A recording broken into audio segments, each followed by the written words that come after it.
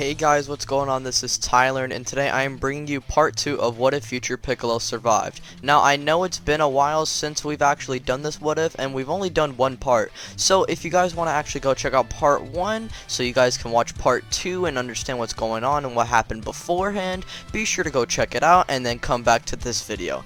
Anyways, for the people who have already caught up, what's going on, we're about to get into part 2, but before we do that, we're going to start the video off with our intro. And of course, credits to Maskman for making this intro. Go check out his channel, link in the description. Like the rings, like I'm Sonic. Bitches wanna party. Virus getting heavy, so I got him on a diet. Yeah, flex like I'm Hogan. He always coming up. Now, back when I made part 1, I put up a poll and asked you guys if Future Piccolo and Gohan find new Namek, and the majority of you voted that they go out and find new Namek. So they would actually head to Capsule Corp, ask Bulma for a Dragon Radar and a spaceship so they can go out and find new Namek. Bulma would easily provide for them since she is a rich woman after all, not to mention Gohan and Piccolo are her friends and basically save the world from the android, so it's the least that she can do. However, Piccolo and Gohan would tell Bulma that they don't know how to use a ship, and how are they going to pilot to Namek if they don't even know how to pilot in the first place. However, before Bulma tries to give her answer, a sudden voice would appear in Piccolo, Gohan, and Bulma's head. Gohan recognizes that voice, and then he would then say, "Dad, is that you?" Goku would immediately come out, and he would then say, "Yes, it's me, son." He would then congratulate Gohan and Piccolo for being able to stop the androids, and he would say how he's actually proud of the two, especially Gohan. Gohan would begin to cry, as this is very emotional for him, seeing his dad for the first time in a while. Goku would say how he wanted to speak to them along with King Kai because he sees Piccolo and them trying to find new Namek, but they don't know where it is, and he sees them basically having a problem, and King Kai and Goku wanted to come and solve it. However, King Kai is the main one who knows how to solve the problem, as Goku's just here to say hi to the three of them. Anyways, King Kai would then cut off Goku, and he would say to Gohan and Piccolo how he knows where New Namek is, and he knows the specific coordinates. Bulma would then say to give those coordinates, and King Kai would happily do so. He would give the coordinates to the three of them, and Bulma would memorize the coordinates and actually have it written down, and she would actually implement the coordinates into the spaceship so that it's basically autopilot and Gohan and Piccolo don't have to fly, rather the ship just immediately heads out to New Namek. Goku would then speak to Gohan, and Goku and Piccolo would give their final goodbyes, and at that point Gohan would begin to cry, but Piccolo is right there to basically make sure Gohan's alright and that he's gonna get through this, and Goku would then say goodbye. It is very emotional, however they got stuff to do, and so Gohan sucks it up, gets rid of his tears, and gets ready to head out to Namek. Gohan and Piccolo would then say goodbye to Bulma, and at that point the ship would then fly up and they're in space, and now they're heading their way to New Namek. Now, since New Namek is already coordinated and basically it's autopilot, they would actually arrive there in a couple of hours. Eventually they would arrive on planet Namek, and they would be immediately greeted by Dende and the Elder Namekians. Piccolo and Gohan would greet back the Namekians, and Dende would say what brings them here. Piccolo and Gohan would then say how they need to revive their friends since they can't use their Dragon Balls. Dende would then say what's wrong with them, and Piccolo would explain like what he did with Nail. He and the Guardian of the Dragon Balls became one with each other, and so he is unable to use the Dragon Balls. Gohan would then come up with an idea, and that is to bring Dende as their new Guardian. Dende would actually agree with this plan, and he would actually say to the Elder Namekians that he's gonna go and help out on Earth. The Elder Namekians don't mind, and they're proud of Dende for making this decision. Anyways, Gohan and Piccolo would then go on a Dragon Ball hunt, and shortly after they would collect all 7 Dragon Balls and summon Porunga. Their first 2 wishes would be to revive Krillin and Tien, and Krillin and Tien would be brought back to life. At this point, the 3rd wish would be granted by Dende, and Dende would actually use the 3rd wish to bring Gohan and Piccolo and Dende back to Earth. At this point, they would be teleported back to Earth, and Krillin and Tien would sense Gohan and Piccolo suddenly appear, and they would immediately fly out to them. At this point, Krillin and Tien and Gohan and Piccolo and Dende would actually all be together. Future Bulma would be inside, and she would go outside to see what the commotion was until she sees basically everyone there and 3 new people, which would be Krillin, Tien, and Dende. At that point, Bulma would be glad to see Krillin and Tien, and she would also be glad to see Dende because she's actually seen him before. At that point, Dende would then request to Piccolo that he needs a model of their dragon. If they're going to be able to use him, he's going to need to get the model of it. And so Piccolo might know someone who actually has it, and he would actually tell Dende this, and he would bring Dende to the lookout with Krillin and Tien pursuing Piccolo, with Gohan and Bulma actually going with them, with Gohan carrying Bulma, that is, because Bulma can't fly. They would eventually land at the lookout, and at that point Mr. Popo would then be introduced to Dende, and basically Piccolo would say to Popo how this is going to be their new guardian.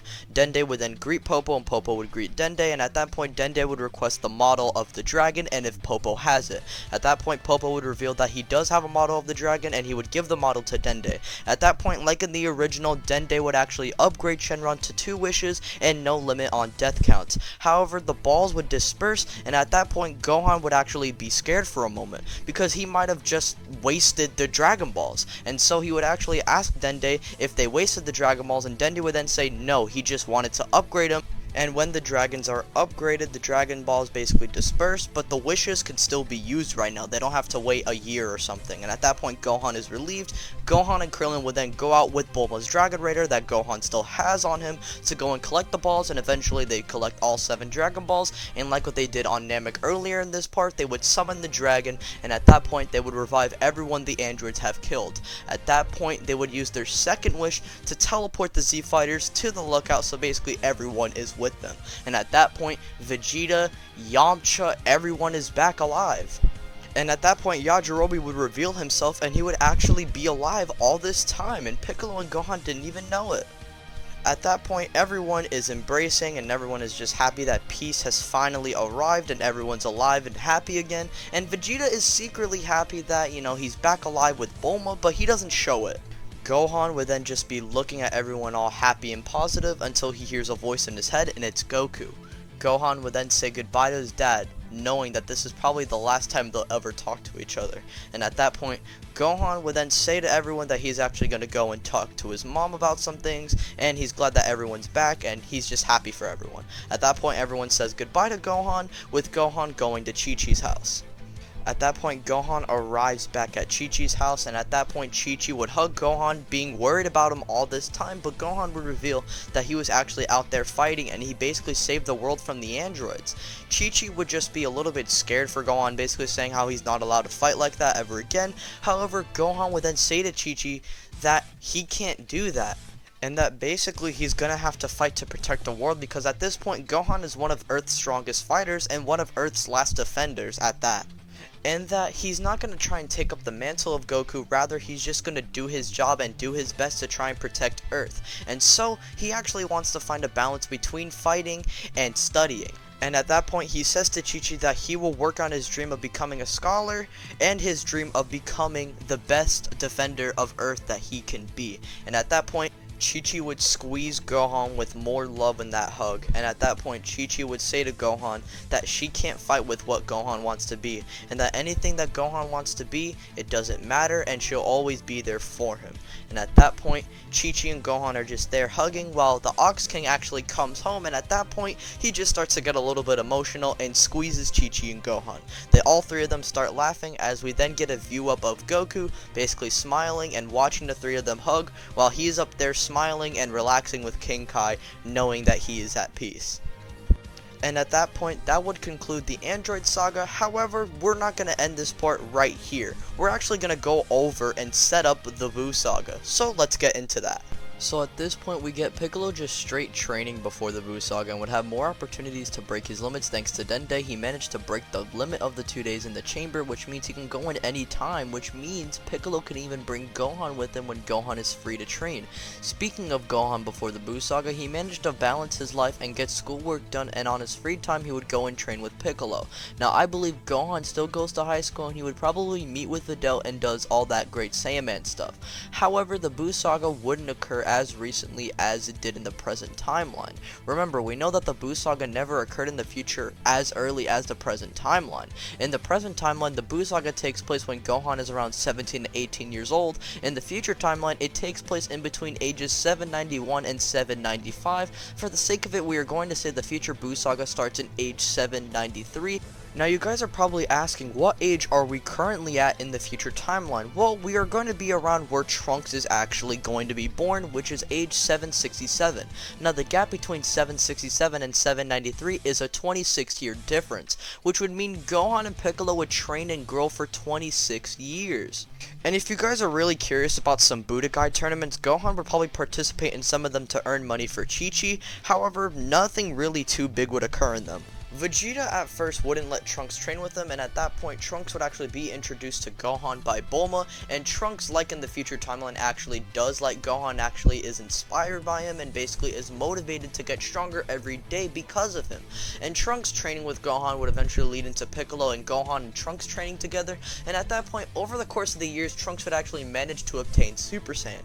At that point, he would go on to spar with Vegeta and actually get his first hit on him, and at that point Vegeta is impressed, and now Trunks actually goes back and forth with Piccolo and Gohan's training and Vegeta's training.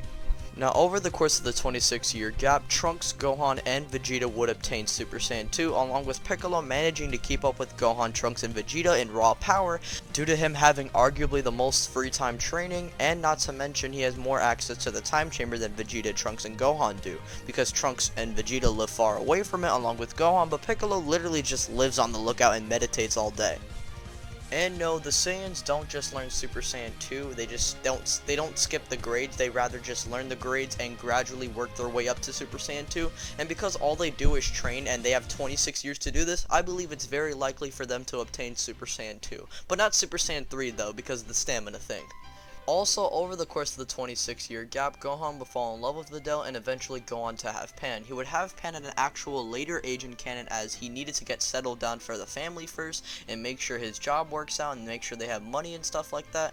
And eventually Pan would be conceived, and Pan would be born at age 787, and by the end of the time skip she would be 6 years old. Now, at that point, we would then move on to the Buu Saga, but because we already wasted too much time, we are going to be leaving the Buu Saga to Part 3. Now, what did you guys think of Part 2? Did you guys actually enjoy it? Did you love it? If you guys did, please sure to let me know down in the comment section below, because your support means everything to me. If we can get this video to 400 likes, Part 3 will drop by the end of the week. Now, with that out of the way, ladies and gentlemen, be sure to go join my Discord, as you can interact with me and other YouTube creators such as Kyushu's, Garrick, etc., Maskman, AnimeX, any of them. Literally just join the Discord and interact with me and suggest your what-is. Also, suggest your what-is in the comment section. I do read them a lot. Also, be sure, if you're new, to hit the subscribe bell and hit the notification bell. And with that out of the way, follow me on Twitter. And now, ladies and gentlemen, I'm gonna get up out of here, and until we meet again, goodbye.